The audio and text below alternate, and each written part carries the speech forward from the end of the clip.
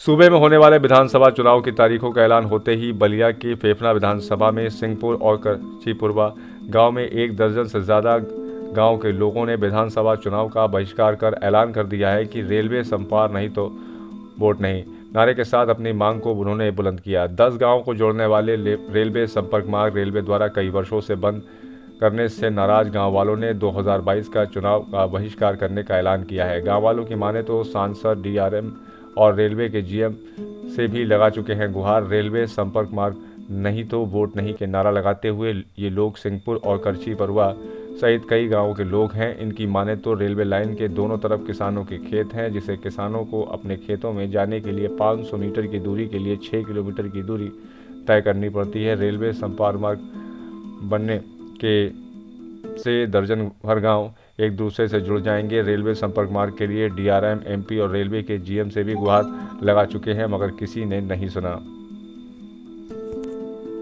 बलिया से संजय कुमार तिवारी की विशेष रिपोर्ट। सिंह किस गांव को बिलोंग करते हैं? सिंहपुर जी। आप यहाँ बैनर के साथ खड़े हुए हैं जी।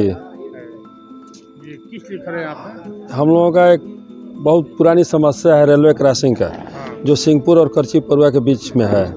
ये 2016 में इसको खोद दिया गया प्रशासन द्वारा। जी, इसमें लिखा है 2022 के चुनाव बहिष्कार कर रहे हैं। जी हाँ, हम लोग 10 तारीख से अनुरोध धरने पर जाने वाले थे, लेकिन चुनाव आयोग द्वारा आचार संहिता लगने के कारण ये स्थगित हो गया। तो अब हम लोग का अंतिम अस्त्र यही है कि हम लोग चुनाव का बहिष्कार करेंगे और 2022 में लगभग कितने गाँव होंगे? 1 दर्जन गाँव के लोग हैं।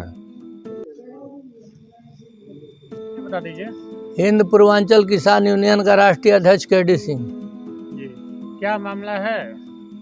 मामला ये है कि सिंहपुर करचीपुरवा के जोड़ने वाला जो रेल संपार रोड था, जो पीडब्ल्यूडी का भी पिच रोड है, वहाँ पर जब से ये रेल लाइन बना है तब से ये रोड था। 2016 में समाजवादी की सरकार थी प्रदेश में, क्षेत्रीय भेदभाव के चलते इस संपार को बंद कराया गया। वर्तमान में 2017 में रेल मंत्री मनोज सिन्हा हुआ करते थे, लोगों से झूठा वादा करके गए कि आपका रेल संपार हम खुलवा दे रहे हैं। आप यहाँ के लोकप्रिय विधायक उस समय उपेंद्र तिवारी हुआ करते थे, इनको विधायक बनाइए।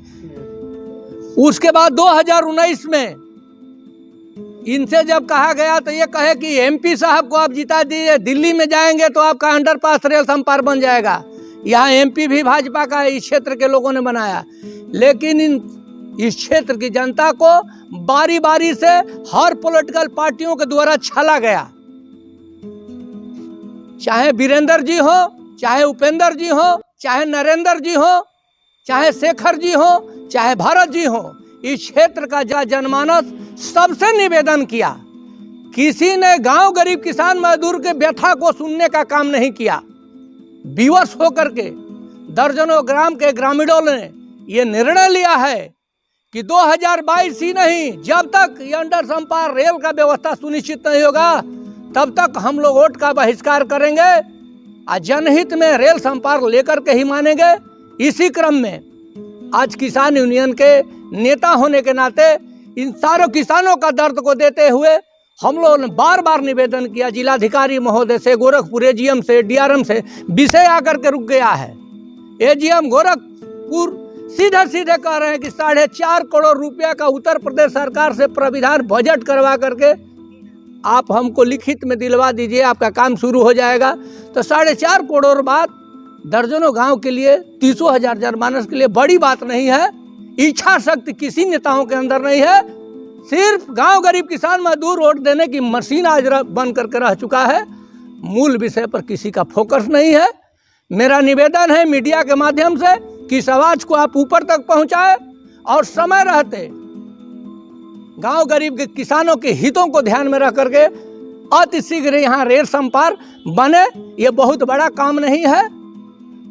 10 जनवरी से यहाँ अनशन था, चुनाव अध्यादेश लगने की वजह से ये कैंसिल किया गया, लेकिन निवेदन के तौर पर ये क्रम हम लोगों का आधिकारिक